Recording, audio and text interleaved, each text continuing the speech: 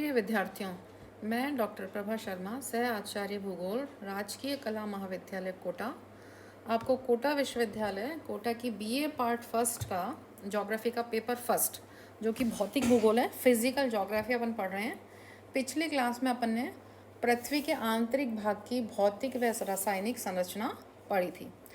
आज इसके अंदर अपन पृथ्वी के रासायनिक संगठन और विभिन्न आवरणों के बारे में पढ़ेंगे।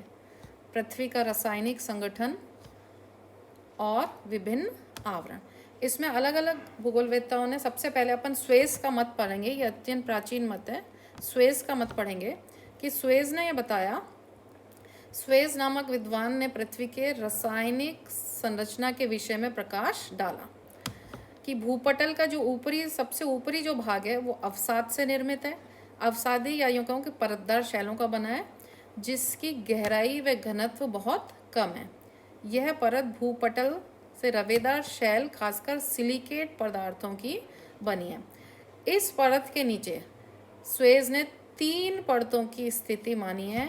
सबसे पहले सियाल, SIAL सियाल, दूसरा सीमा, SIMA सीमा, और तीसरा नेफे। अभी एक एक करके अपन पढ़ेंगे। तो सबसे ऊपरी परत तो उन्होंने परतदार चट्टानों की बनाई। उसके नीचे सबसे पहली जो परत बताई उन्होंने वो बताई सियाल। सबसे जो पहली परत बताई वो बताई सियाल कि जो परतदार शैल, सबसे जो ऊपरी पतली सी परत है वो तो है परतदार शैल की। उसके नीचे बताई सियाल। तो जो सियाल है, परतदार शैल के नीचे जो सियाल की एक परत पाई जाती है, इस परत की रचना, सियाल का जो मतलब है SIAL, सिलिका और एल्युमिनियम, इसलिए इसको कहते हैं सियाल। मतलब SI से सिलिका और AL से एल्युमिनियम से बनी हुई है। और इसी कारण इसके जो औसत घनत्व है वो 2.9 है, तथा इसकी जो गहराई है, धरातल से नीचे चलें तो इसकी गहराई ये 50 से 300 किलोमीटर तक पाई जाती है, इसका विस्तार। और इस सियाल के अंदर इसमें तेजाबी पदार्थों की अधिकता पाई जाती है। और खासकर ये महाद्वीपों की जो रचना है वो सियाल से हुई है। जो मतलब सबसे ऊपरी वाली परत है सियाल, इससे महाद्वीपों की रचना हुई है। अब सियाल के नीचे जो दूसरी परत है वो है सीमा, SIMA। जैसे सियाल का मतलब था सिलिका और एल्युमिनियम, इसका मतलब है सिलिका और मैग्नीशियम। कि जो सियाल के नीचे जो दूसरी परत सीमा की पाई जाती है, और यहीं से ज्वालामुखी के उद्गार के समय गर्म और तरल लावा बाहर आता है। और रासायनिक बनावट के दृष्टिकोण से इसमें SIMA मतलब सिलिका और मैग्नीशियम की प्रधानता होती है, और इसी कारण से इस परत को सीमा कहते हैं। इसका जो औसत घनत्व है वो 2.9 से 4.7 है, तथा इसकी जो गहराई है, धरातल से नीचे चलें जो इसकी गहराई है वो 1000 से 2000 किलोमीटर तक है। तो ये हुई सीमा। इसके बाद जो तीसरी परत है वो है नेफे, NIFA। यहाँ आपको नज़र आ रहा है NIFA। इसमें निकल और फेरस, लोहे के तत्व पाए जाते हैं। अब जो सीमा की जो दूसरी परत थी, सीमा की परत के नीचे पृथ्वी की तीसरी परत पाई जाती है, इसे नेफे कहते हैं, क्योंकि इसकी रचना निकल तथा फेरियम, लोहे से मिलकर हुई है।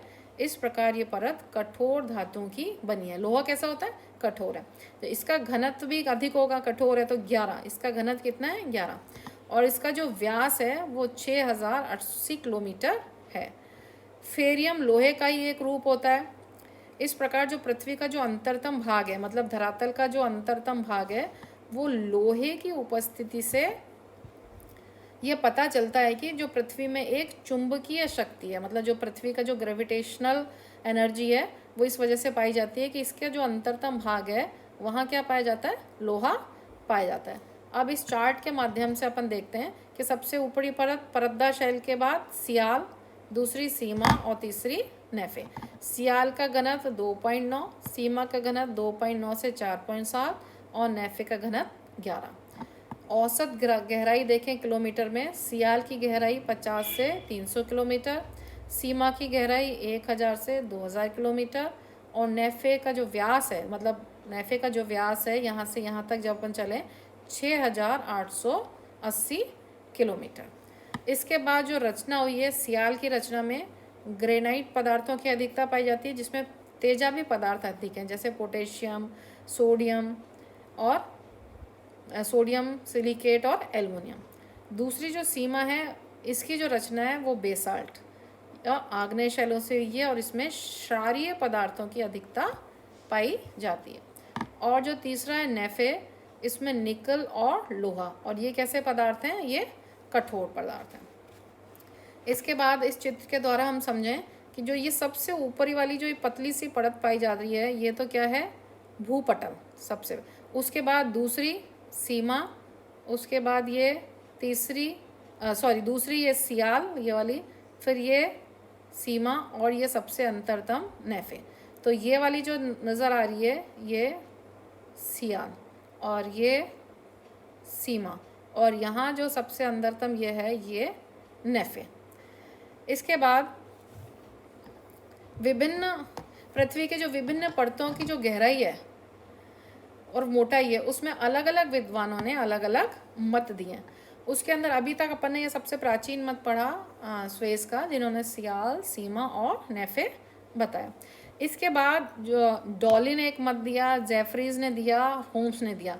लेकिन इम्पॉर्टेंट जो आपके कोर्स में है वो है आधुनिक मत, रिसेंट व्यूज़, कि आधुनिक मत के अनुसार जो पृथ्वी के जो रासायनिक संगठन है और उसके जो विभिन्न आवरण हैं वो किस तरह से पाए जाते हैं, वो आधुनिक मत के अनुसार अब अपन पढ़ते हैं। तो आधुनिक मत के अनुसार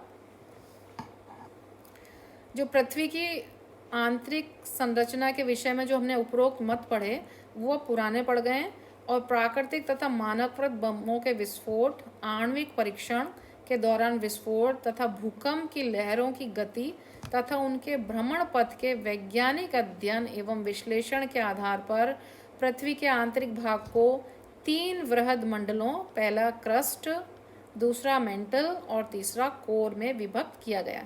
तो जो अपन ने पहले स्वेस का पढ़ा था ये प्राचीन मत है, और इसके बाद आधुनिक मत अपन पढ़ रहे हैं कि आधुनिक मत में कि जब आणविक परीक्षण हुए है ना, मानवकृत बमों का विस्फोट हुआ या भूकंपीय लहरों की गति और उनका भ्रमण पथ से जो वैज्ञानिक अध्ययन के दौरान जो विश्लेषण निकला उसके आधार पर धरातल के जो आंतरिक भाग है उसका रासायनिक संगठन है उसको 3 भागों में बांटा गया। तो पहला इन्होंने बताया क्रस्ट, जो सबसे ऊपरी परत है वो बताई इन्होंने क्रस्ट की। सबसे पहला जो बताया इन्होंने क्रस्ट,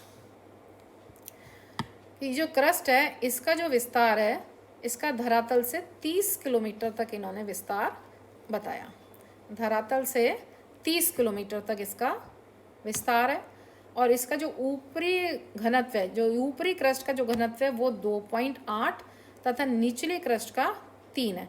मतलब 30 किलोमीटर तक जो विस्तार है, अगर अपन इस चित्र को यहाँ से देखें, ये धरातल का ऊपरी भाग, ये ऊपरी भाग क्रस्ट और उसके भाग ये निचला क्रस्ट, तो ये जो विस्तार है इसका ये तो कितना है 30 किलोमीटर। अब इस 30 किलोमीटर में जो ऊपरी घनत्व है इसका 2.8 और नीचे वाला जो घनत्व है वो 3। यहाँ पे ये घनत्व दिखा रहे हैं, ऊपर की तरफ इसका घनत्व 2.8 किसका, क्रस्ट का, और निचली क्रस्ट का घनत्व 3।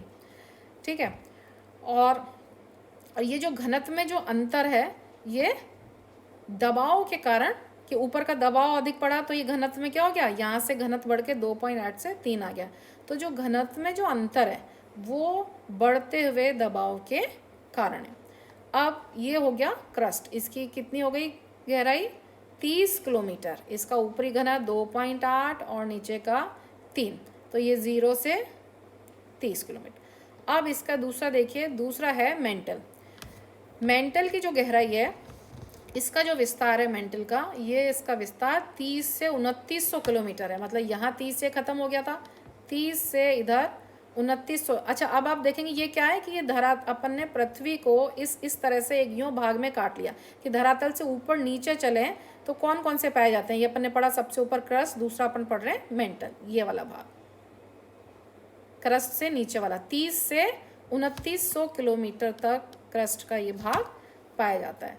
अब जैसा कि अपन ने पहले पढ़ा कि जो क्रस्ट में क्या होता है, जो पी लहर की जो गति है वो 6.9 किलोमीटर प्रति सेकेंड होती है, और जो बढ़कर निचली क्रस्ट के आधार पर, मतलब यहाँ पर निचली क्रस्ट के आधार पर ये 7.9 किलोमीटर से 8.1 किलोमीटर प्रति सेकेंड हो जाती है। मतलब इसकी गति एकदम से बढ़ती है किसकी, पी लहर की, कि इसके ऊपरी भाग में तो 6.9 किलोमीटर थी प्रति सेकेंड, और निचले वाले भाग में 7.9 से 8.1 किलोमीटर प्रति सेकेंड ये हो जाती है। तो इस तरह निचली क्रस्ट पर ऊपरी मेंटल के मध्य एक असंबंधता का सृजन होता है, डिसकंटिन्यूटी। मतलब अचानक से यहाँ पर पी लहर की गति कितनी थी, 6.9 थी, और यहाँ से बढ़कर पी लहर की गति कितनी हो गई, 7.9 से 8.1 किलोमीटर हो गई। तो यहाँ पर एक असंबंधता, डिसकंटिन्यूटी का एक सृजन होता है। इसकी खोज, ये जो पी लहर की गति में जो अचानक परिवर्तन हुआ, इसकी खोज सर्वप्रथम ए मोहोरोविविक ने की थी, ए मोहोरोविविक द्वारा हुई थी। इस वजह से इस जो असंबंधता यहाँ पे जो पाई जाती है 2900 किलोमीटर का, उसको मोहोरोविविक असंबंधता या गुटेनबर्ग असंबंधता कहते हैं, गुटेनबर्ग या मोहोरोविविक असंबंधता। और इसकी खोज कब की थी, 1909 में इसकी उन्होंने खोज की, अतः इसे मोहोरोविविक असंबंधता या मोहो असंबंधता कहते हैं। क्यों, क्योंकि यहाँ पे पी लहर की गति अचानक बढ़ जाती है। अब पी लहर के बाद वापस इसका देखें कि मेंटल के यहाँ पे जो दो भाग मेंटल के किए हैं, सबसे पहले ये ऊपरी मेंटल, इधर ऊपरी मेंटल और ये निचला मेंटल। तो जो ऊपरी मेंटल है इसकी जो घनत्व है वो 4.3 है, और निचला जो मेंटल है उसका घनत्व 5.5 है। तो इस तरह से ये हुआ मेंटल। मेंटल के बाद अब एक बार और ध्यान दे लें कि जो मेंटल की जो मोटाई है वो पृथ्वी के समस्त अर्धव्यास, पृथ्वी का समस्त अर्धव्यास कितना है, 6331 किलोमीटर के आधे से कम है। मतलब ये लगभग 3000 किलोमीटर है। लेकिन जो इसका आयतन है, मतलब इसका जो वॉल्यूम है वो 83% है। इसका जो आयतन है, मतलब ये सर्वाधिक आयतन किसका है, मेंटल का। 83% पृथ्वी के समस्त आयतन का 83% है। इसको यूँ समझ लें कि इसकी जो मोटाई है, इसका जो ये वाला जो भाग है, ये वाली जो मोटाई है, और ये इसका वॉल्यूम, तो इसका जो अर्धव्यास है वो तो कितने, आधे से कम है, मतलब लगभग 3000 है। लेकिन जो इसका वॉल्यूम है वो 83% है। दूसरा इसमें देखें कि यहाँ पर भूकंपीय लहरों की गति और घनत्व में जो अंतर पाया जाता है वो मेंटल को 3 भागों में बांटता है।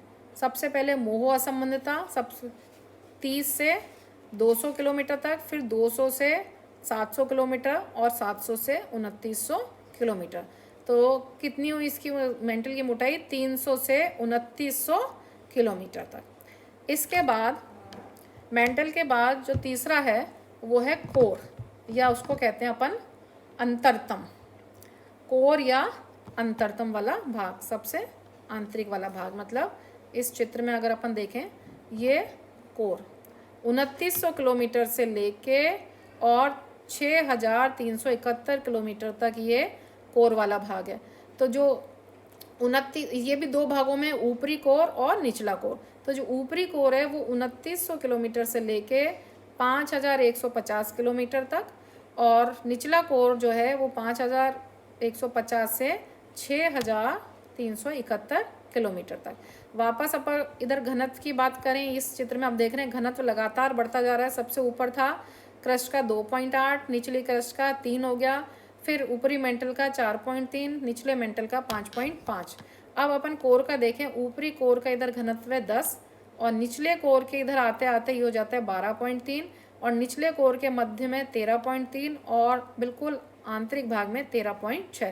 तो इस तरह से धरातल के नीचे जाने पर घनत्व लगातार बढ़ रहा है। तो अभी अपन पढ़ रहे थे कोर की, ये ऊपरी कोर 2900 से 5150, और निचला कोर 5150 से 6371। ये पृथ्वी का जो रेडियस है वो यहाँ तक आ जाता है। तो इस तरह से यहाँ पे जो इसकी गहराई है वो अपन ने देखी। उसके बाद जो कोर का जो विस्तार है, अभी मैंने आपको चित्र में समझाया, 2900 किलोमीटर से पृथ्वी के जो केंद्र तक 6371 किलोमीटर तक है।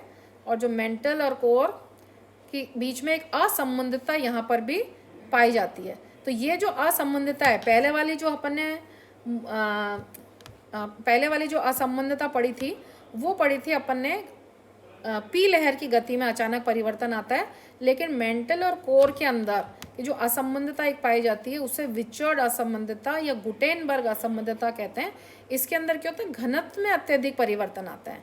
पहले वाले में क्या हो रहा था, मोहवेग में पी लहर की गति चेंज हुई थी एकदम से, और इसमें घनत्व में बहुत अधिक परिवर्तन आता है कि इस सीमा के ऊपर जो मेंटल का घनत्व है वो 5.5 है तथा अंतरतम कोर में ये 10 हो जाता है, तथा पी लहर की गति में भी अचानक वृद्धि हो जाती है, 13.6 किलोमीटर प्रति सेकंड ये हो जाती है। तो घनत्व नीचे जाने पर 12 से 13 तथा केंद्र पर ये 13.6 हो जाता है। और इस प्रकार कोर का घनत्व मेंटल के घनत्व से 2 गुने से अधिक है।